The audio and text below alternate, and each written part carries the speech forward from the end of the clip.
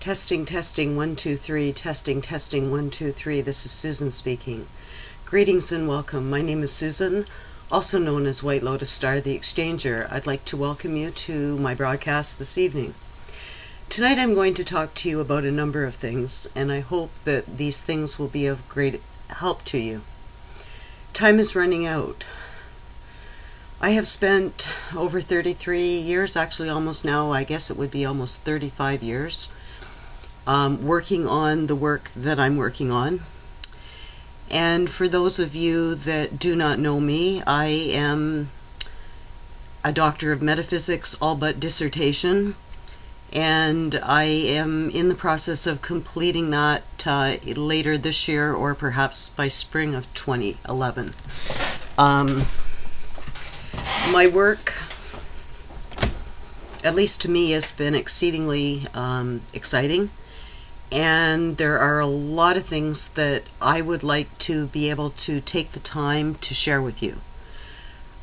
My story is a very, very long one and a very interesting one, but I think that the main reason that most of you are here right now listening to this is because you want answers. And I'm going to give you some. I merged back in 2007 the real 999 with my monad. And my monad would be what is called my ninth density expression. And then I proceeded to merge with what's called my future monad. Now I'm going to teach you people how to do that.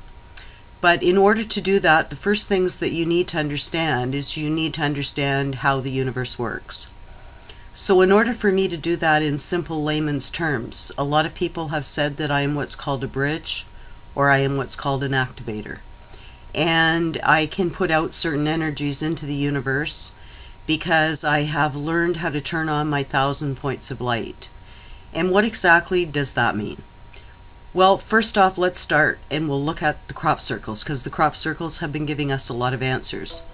If you'll notice, many of them have 12 aspects and a core for 13. Many of them came in with patterns of 3, 3, and 3. I asked many times for people to help me. I'm a king cast sage. I'm not an artisan, so I'm not an artist, so I can't draw. So what I need, or what I'm appealing to, is some artists in the world to come and to work with me. I have put a very large sum of money into the project that I'm doing over the years because I felt that it was exceedingly important that people understand exactly the who's and what's and the where's that they are. First off, let's start out with different things. First off, there are way more than 4 directions. There are directions in all directions of time and space. They exist in between time and space, and they exist in places we don't yet know where to ask for them. So in part of the work that I do, I'm going to teach you a few things about how you take your will.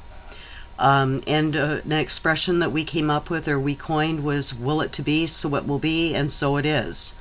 And when you set parameters in place, that's exactly what happens. Some of the things that we talk about shock people. For example, we do not believe in unconditional love. Love is the end result. There are virtues that are required. And on the next video, I will go into the virtues. First off, just like elements, there is air or wind, and then there's earth, and then there's water, and there's fire. And on top of that, then there's ether. An ether has a male ether, a female ether, and a unified and united form of male and female ether. And in order for you to get into a specific body outside of your own, you need to start matching up to those bodies. So within your own body, first off, the 13th aspect is your original spark. And your original spark is broken down as follows. In the first triangle, draw across the horizon. You have a physical, an emotional, and an intellectual. Now go up, you have an etheric body, you have a low astral body, and a high astral body. Now what we have is triangles. 6 shapes, okay? Like it's real simple, there's 6 points, and that's half of your light body. And then take the triangle that's this way and turn it on its side. And you have 2 of these that interlace with one another. So you have a low astral body, you have a well, first off, you have an etheric body, then you have a low astral body and a high astral body. And those bodies match up to your higher self, your essence, and your monad. And when you put them all together, you activate and you get right into your light body. 12 points. Physical, emotional, intellectual. Etheric, low astral, and high astral. Low causal, mid causal, and high causal. And then you have a higher self, an essence, and a monad. And I think that's pretty simple.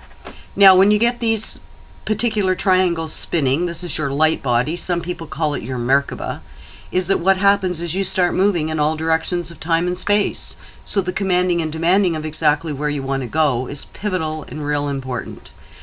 And basically, I mean, it doesn't take a brain scientist or brain surgeon or anything like that to learn how to do this. You are the captain of your ship, and it's time for you to take control of it by commanding and demanding that you bring these into alignment. And I think that's real simple. The secrets were left in the pyramids.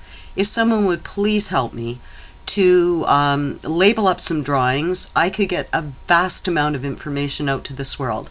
I thank you very much for your time. Brightest blessings of energy, light, and love to all. I am Susan Lynn Schwinger, also known as the Exchanger, White Lotus Star.